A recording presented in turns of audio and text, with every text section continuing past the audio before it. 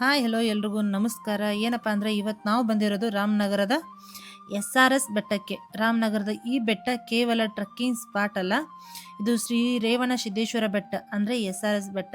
ಭಕ್ತರ ನಂಬಿಕೆಯ ಪ್ರಕಾರ ಶ್ರೀ ರೇವಣ ಸಿದ್ದೇಶ್ವರ ಸ್ವಾಮಿಗಳು ಇಲ್ಲೇ ತಪಸ್ ಮಾಡಿ ಶಿವಭಕ್ತೆಯನ್ನು ಜನರಲ್ಲಿ ಹರಡಿಸಿದರು ಎಂದು ಹೇಳಿದ್ರಲ್ಲ. ಸೊ ಈ ಬೆಟ್ಟಕ್ಕೆ ಬಂದಿದ್ವಿ, ಬನ್ನಿ ನೋಡೋಣ ಮುಂದೆ. ಸೊ ಸ್ನೇಹಿತರೆ, ನಾವು ಈ SRS ಬೆಟ್ಟ ಹತ್ತೀವಲ್ಲ, ಅದಕ್ಕಿಂತ ಬಿಫೋರ್ ಈ ಮಾರ್ಗ ಮಧ್ಯದಲ್ಲಿ ರೈಟ್ ಸೈಡಲ್ಲೇ ಈ ರೇಣುಕಾ ದೇವಿ ಅಮ್ಮನವರಂತೆ ಒಂದು ದೇವಸ್ಥಾನ ಇದೆ. ಈ SRS ಬೆಟ್ಟ ಹತ್ತಕ್ಕಿಂತ ಮುಂಚೆ ಒಂದ್ಸಲ ನೀವು ಇಲ್ಲಿ ವಿಸಿಟ್ ಕೊಟ್ಟು ದರ್ಶನ ಪಡೆದುಕೊಂಡು ವಿಶ್ರಾಂತಿ ತಗೊಂಡು ಸ್ವಲ್ಪ ಬೆಟ್ಟ ಮೇಲೆ ಇರೋದ್ರಿಂದ ಸ್ವಲ್ಪ ರೆಸ್ಟ್ ತಗೊಂಡು ನೀವು ಮೇಲೆ ಹತ್ಬೋದು. ಸೊ ಇಲ್ಲಿಂದ ವ್ಯೂ ಅಂತೂ ನೋಡೋಕ್ಕಂತೂ ತುಂಬ ಅದ್ಭುತ ಚೆನ್ನಾಗಿದೆ. ಈ ದೇವಸ್ಥಾನದಲ್ಲಿ ಕೂತ್ಕೊಂಡು ನೋಡಿದ್ರು ಕೂಡ SRS ಬೆಟ್ಟ ಕಾಣಿಸುತ್ತೆ. ಸೊ ಹಂಗಾಗಿ ನೀವು ಹೋಗೋಕ್ಕಿಂತ ಮುಂಚೆ ಇಲ್ಲೊಂದ್ಸಲ ಭೇಟಿ ನೀಡಿ ಹೋಗ್ಬೋದು. ನೋಡಿ ಎಷ್ಟು ಚೆನ್ನಾಗಿದೆ ವ್ಯೂನ. ಸೊ ಇದು ಬಂದು ಗರ್ಭಗುಡಿ ಶ್ರೀ ರೇಣುಕಮ್ಮ ಅಮ್ಮನವರ ದೇವಸ್ಥಾನ ಇದೆ ಅಂತೇಳಿ.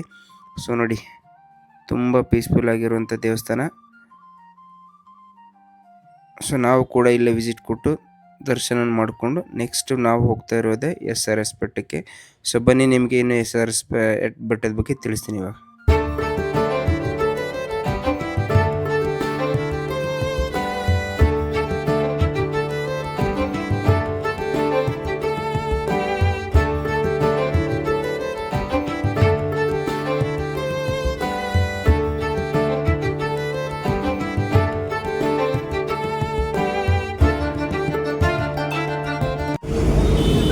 ನಾವು ಇವಾಗ ಶ್ರೀ ರೇವಣ ಸಿದ್ದೇಶ್ವರ ಸ್ವಾಮಿ ಕ್ಷೇತ್ರದ ಮಹಾದ್ವಾರದಿಂದ SRS ಬೆಟ್ಟಕ್ಕೆ ಹೋಗ್ತಾ ಇದ್ದೀವಿ. ಸೊ ಇದು SRS ಬೆಟ್ಟ ಬಂದ್ಬಿಟ್ಟು ಎಲ್ಲಿದೆ ಅಂತಂದರೆ ರಾಮನಗರಿಂದ 13 ಕಿಲೋಮೀಟರ್ ದೂರದಲ್ಲಿರುವಂಥ ಅವರೇಹಳ್ಳಿ ಗ್ರಾಮದಲ್ಲಿದೆ. ಈ ಗ್ರಾಮ ನೋಡ್ತಾ ಇದ್ರಲ್ಲ, ಸೊ ಸ್ಟ್ರೇಟ್ ಒಂದೇ ರೋಡ್ ಇದು. ಇಲ್ಲಿ ಮುಂದೆ ಕಾಣ್ತಾ ಇದೆ ನೋಡಿ, ಇದೇ SRS ಹಿಲ್ಸ್. ಇದನ್ನು ನಾವು ರೇವಣ ಸಿದ್ದೇಶ್ವರ ಹಿಲ್ಸ್. ಸೊ ಸ್ನೇಹಿತರೆ, ಈ ದೇವಸ್ಥಾನಕ್ಕೆ ನಾವು ಕೆಳಗಡೆಯಿಂದ ಮೇಲ್ಗಡೆ ಹತ್ತಬೇಕಾದ್ರೆ ಹಂತ ಹಂತವಾಗಿ ಹೇಳ್ತೀನಿ. ಸೊ ಈ ಪ್ರಮುಖವಾಗಿ ದೇವಸ್ಥಾನ ಹತ್ತಬೇಕಾದ್ರೆ ನಾವು 3 ಪ್ರಮುಖ ದೇವಾಲಯಗಳನ್ನು ನೋಡ್ತೇವೆ. ಕೆಳಗಡೆ ಬಂದು ರೇಣುಕಾಮ್ಮನವರ ದೇವಸ್ಥಾನ ಇದ್ದು, ಈ ಮಾರ್ಗದ ಮಧ್ಯದಲ್ಲಿ ಭೀಮೇಶ್ವರ ಅನ್ನುವಂಥ ದೇವಸ್ಥಾನ ಇದೆ. ಪೂರ್ತಿ ಮೇಲೆ ಹೋಗಬೇಕಾದ್ರೆ ನಮ್ಮ ಶ್ರೀ ರೇವಣ ಸಿದ್ದೇಶ್ವರ ದೇವಸ್ಥಾನ ಇದೆ. ಸೊ ಈ ರೇವಣ ಸಿದ್ದೇಶ್ವರ ಇದು ಒಂದು ಸ್ಥಳ ಹೆಂಗಿದೆ ಅಂದರೆ, ಕೇವಲ ಒಂದು ಧಾರ್ಮಿಕ ಪ್ಲೇಸ್ ಅಲ್ಲದೆ ಇದೊಂದು ಟ್ರಕ್ಕಿಂಗ್ ಪ್ಲೇಸ್ ಕೂಡ ಆಗಿದೆ. ಹಾಗಾಗಿ ಜನ ಹೆಂಗಂದರೆ ಧಾರ್ಮಿಕ ಪ್ಲೇಸ್ ಜೊತೆಗೆ ಈಗ ಒಂದು ಟ್ರಕ್ ಮಾಡುವ ಒಂದು ಎಕ್ಸ್ಪೀರಿಯೆನ್ಸ್ ಬರುತ್ತೆ ಅನ್ನೋಗೋಸ್ಕರ ಕೂಡ ಮ್ಯಾಕ್ಸಿಮಮ್ ಇಲ್ಲಿ, ಅದರಲ್ಲೂ ಕೂಡ ವೀಕೆಂಡಲ್ಲಿ ಜನ ಜಾಸ್ತಿ ಬರ್ತಾರೆ. ಅದರಲ್ಲಂತೂ ಇವಾಗ ಮಾನ್ಸೂನ್ ಅಂದರೆ ಸ್ವಲ್ಪ ಮಳೆ ಬಿದ್ದಿರೋದ್ರಿಂದ ಎಲ್ಲ ಕಡೆಯೂ ಗ್ರೀನರಿ ಆಗಿದೆ. ಹಾಗಾಗಿ ಇವಾಗಂತೂ ಸುಮಾರು ಜನ ಬರ್ತಾ ಇದ್ದಾರೆ.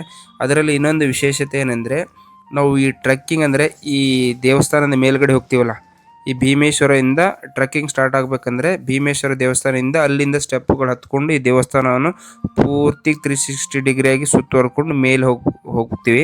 ಸೊ ಅದರಲ್ಲೂ ಕೂಡ ಈ ದೇವಸ್ಥಾನದ ಟ್ರಸ್ಟ್ನವ್ರು ಏನು ಮಾಡಿದ್ದಾರೆ ಅಂದರೆ, ಒಂದು ಸಮಯವನ್ನು ನಿಗದಿ ಮಾಡಿದ್ದಾರೆ. ಯಾವ ರೀತಿ ಅಂದರೆ, ಮೇಲೆ ಟ್ರಕ್ಕಿಂಗ್ ಹತ್ತಬೇಕಂದ್ರೆ ನೀವು ಗೂಗಲಲ್ಲಿ 5 ಗಂಟೆಯಿಂದ ತಿಳಿಸಿದ್ದಾರೆ. ಬಟ್ ಅಲ್ಲಿ ವಾಸ್ತವ ಏನಿದೆ ಅಂದರೆ, ಅಲ್ಲಿ ಟ್ರಕ್ಕಿಂಗ್ ಹತ್ತಬೇಕಂದ್ರೆ ನೀವು 3 ಗಂಟೆ ಬಿಫೋರೇನೆ ನೀವು ಒಳಗಡೆ ಇದ್ದರೆ ಅಲ್ಲಿ ಟ್ರಕ್ಕಿಂಗ್ ಹತ್ತಕ್ಕೆ ಅವಕಾಶ ಇದೆ. ನೀವು 3 ಗಂಟೆ ಮೇಲೆ ಏನಾದರೂ ಬಂದರೆ ಅಲ್ಲಿ ಟ್ರಕ್ಕಿಂಗ್ ಹತ್ತಕ್ಕೆ ಅವಕಾಶ ಇಲ್ಲ. ಸೊ ಹಂಗಾಗಿ ನೀವೇನೋ ಟ್ರಕ್ಕಿಂಗ್ ಪ್ರಿಯರ್ ಆಗಿದ್ದರೆ ಇನ್ ಟೈಮಲ್ಲಿ ಅಂದರೆ 3 ಗಂಟೆ ಒಳಗಡೆ ಬಂದು ಟ್ರಕ್ಕಿಂಗ್ನ ಮಾಡ್ಬೋದು. ಸೊ ನೋಡಿ, ನೀವು ಅಲ್ಲೆಲ್ಲ ಕಾಣಿಸ್ತಾ ಇದೆಯಲ್ಲ, ಒಳ್ಳೆ ಕೋತಿ ಮಂಕಿಗಳು ಎಲ್ಲ ಇದ್ದಾವೆ. ಸೊ ಇದರಿಂದನೂ ಹುಷಾರಾಗಿರಿ. ಸೊ ಅಲ್ಲಿ ಲೋಕಲೈಟ್ಸ್ ಗೈಡೆನ್ಸ್ ಕೊಡ್ತಾರೆ, ಬಟ್ ಆದರೂ ಎಲ್ಲೇ ಹೋದರೂ ಕೂಡ ನೀವು ಮಂಕಿಗಳಿರ್ತವೆ, ಅದನ್ನು ಹುಷಾರಾಗಿರಿ. ಸೊ ನೋಡ್ಬೋದು, ಇವಾಗ ನಾವು ಎಂಟ್ರಿ ಆಗ್ತಾ ಇದೀವಲ್ಲ, ಇದು ಬಂದ್ಬಿಟ್ಟು ಭೀಮೇಶ್ವರ ದೇವಸ್ಥಾನ ಅಂತೇಳಿ. ಸೊ ಇವಾಗ ನಾವು ಮೊದಲ ದೇವಸ್ಥಾನದ ಕೆಳಗಡೆ ಅಂದರೆ ಶ್ರೀ ರೇಣುಕಮ್ಮನವರ ದೇವಸ್ಥಾನ ದರ್ಶನ ಪಡ್ಕೊಂಡು ನಾವೀಗ 2ನೇ ದೇವಸ್ಥಾನ ಹೋಗ್ತಾ ಇರೋದು. ಸೊ ಇವಾಗ ನಾವು ಇಲ್ಲಿ ಒಳಗಡೆ ಎಂಟ್ರಿ ಆಗ್ತಾ ಇದೀವಲ್ಲ, ಈ ದೇವಸ್ಥಾನ ಬಂದ್ಬಿಟ್ಟು ಶ್ರೀ ಭೀಮೇಶ್ವರ ದೇವಸ್ಥಾನ ಅಂತೇಳಿ. ಸೊ ಈ ಒಳಗಡೆ ಗರ್ಭಗುಡಿಯಲ್ಲಿ ಹೋಗಿ ನಾವು ದರ್ಶನ ಮಾಡ್ಕೋತೀವಿ.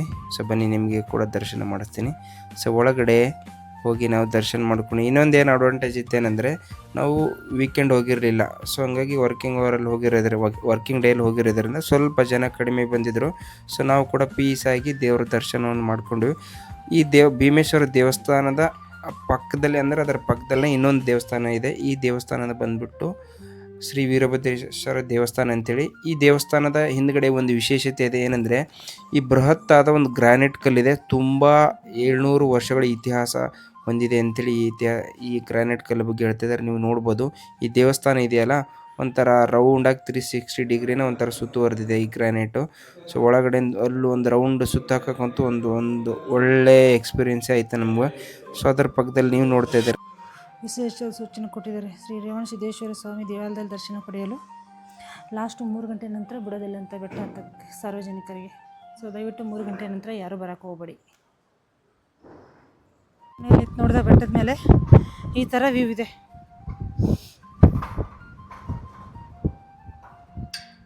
ವ್ಯೂ ನೋಡ್ತಾ ಇದ್ರೆ ಹೆಂಗೆ ಅನಿಸ್ತದೆ ಅಂತಂದರೆ 2 ಕಣ್ಣು ಸಾಲದು ಅಂತೆ, ಅಷ್ಟು ಸಖತ್ತಾಗಿದೆ ವ್ಯೂ. ಇನ್ನೂ ಅಲ್ಲಿ ಹೋಗ್ಬೇಕು ಮೇಲೆ. ಐ ಐ ಐ ಅಂದಿ ನೀನು ಬಿಟ್ಟು ಹೋಗ್ತಾ ಇದೀಯ. ಅಲ್ಲಿ ನೋಡಲ್ಲಿ ಡಾನುಗಳು, ನೋಡಲ್ಲಿ ಹೆಂಗೆ ಬರ್ತಾ ಇದ್ದಾರೆ ಡಾನುಗಳು. ಓ ಎಷ್ಟೊಂದು ಡಾನುಗಳು ಇಲ್ಲಿ ನೋಡಿ ಅಬ್ಬಬ್ಬಬ್ಬ.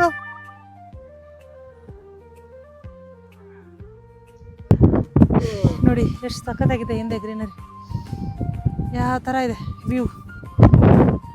ಸರ್ ಹೆಂಗೆ ಅನ್ನಿಸ್ತಾ ಇದೆ ವ್ಯೂ ನೋಡಿದ್ರೆ? ವ್ಯೂ ನೋಡಿ ಬೇಜಾರು ಅನ್ನಿಸ್ತಾ ಇದೆ ಅಂತ ನಮ್ಮ ಸರ್ಗೆ. ಏನು ಹೇಳೋಣ ಇಂಥವ್ರಿಗೆ ಅಲ್ಲಲ್ವಾ? ನೀವು ಸಹ ಇಲ್ಲೇನಾದರೂ ಬೆಟ್ಟ ಹತ್ತಿನಂತಂದ್ರೆ ಬನ್ನಿ. ಇಲ್ಲಿ ಕೋತೆಗಳು ನೋಡಿ ಹೇಗೆ ಮಾಡ್ತಾ ಇದ್ದಾವೆ.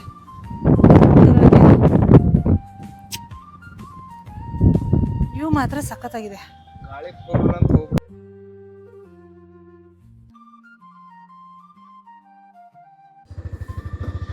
ನೆಕ್ಸ್ಟ್ ನಾವು ಹೋಗ್ತಾ ಇರೋದು ಶ್ರೀ ವೀರಭದ್ರೇಶ್ವರ ಸ್ವಾಮಿ ದೇವಸ್ಥಾನಕ್ಕೆ. ಹಾಯ್ ಎಲ್ರಿಗೂ ನಮಸ್ಕಾರ. ಏನಪ್ಪ ಅಂದರೆ ನಾವು SRS ಟ್ರೆಕ್ಕಿಂಗ್ ಎಲ್ಲ ಮುಗಿಸ್ಕೊಂಡ್ಬಿಟ್ಟು ವೀರಭದ್ರೇಶ್ವರ ಸ್ವಾಮಿ ದೇವಸ್ಥಾನಕ್ಕೆ ಬಂದಿದ್ದೀವಿ. ಇದು ಕೂಡ ಒಂದು ಟ್ರೆಕ್ಕಿಂಗು. ಸೊ ಬನ್ನಿ ನೋಡೋಣ. ಇವಾಗ ನೋಡಿ ಇಲ್ಲಿಂದ ಸ್ಟಾರ್ಟ್ ಆಗುತ್ತೆ ಇದು ಟ್ರೆಕ್ಕಿಂಗು. ಇಲ್ಲಿಂದ ನಾವು ಮೇಲೆ ಹೋಗಬೇಕು. ಬನ್ನಿ ಮೇಲೆ ಹೋಗ್ತಾ ಹಿಂಗಂತ ತೋರಿಸ್ತೀವಿ.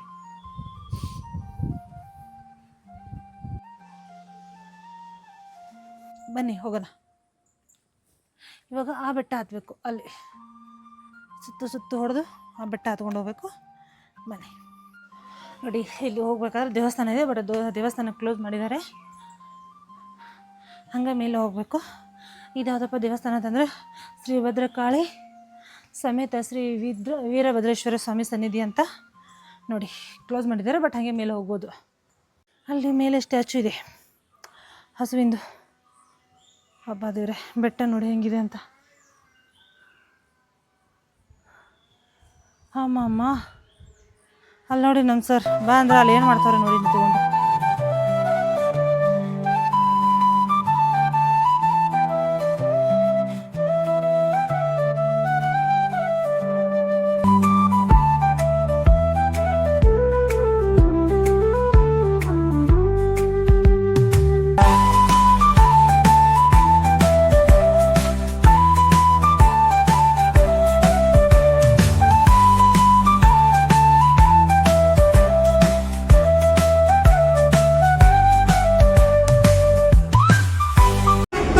ಹಾಯ್, ರಾಮನಗರದಿಂದ ಬೆಂಗಳೂರು ಬರುವ ಮಧ್ಯದಲ್ಲಿ ಶ್ವೇತಾಂಬರ ಎಂಬ ದೇವಸ್ಥಾನ ಇದೆ.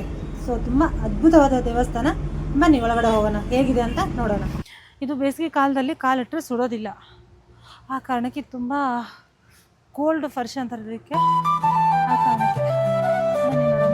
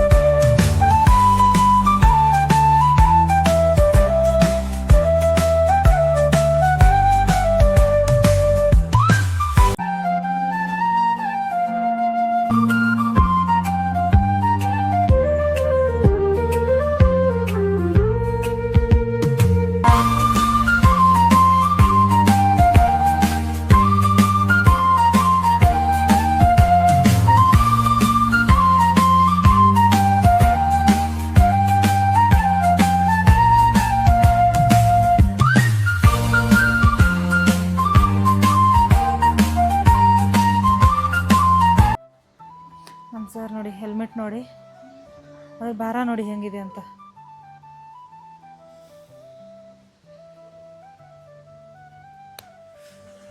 ಇಲ್ಲೇ ಮೇನ್ ರೋಡ್ ಇರೋದು. ಸೊ ಇಲ್ಲಿಂದ ಬರ್ಬೋದು. Hi hi hi. ಜಾಸ್ತಿ ಯೋಚನೆ ಮಾಡಬೇಡಿ, ಜೀವನ ಚಿಕ್ಕದು, ಇರೋ ತನಕ ನೆಮ್ಮದಿಯಾಗಿರಿ. ಮತ್ತೆ ನಾನು ಮುಂದಿನ ವಿಡಿಯೋದಲ್ಲಿ ಸಿಗ್ತೀನಿ. ಧನ್ಯವಾದಗಳು. ಅಲ್ಲಿವರೆಗೂ ಬಾಯ್.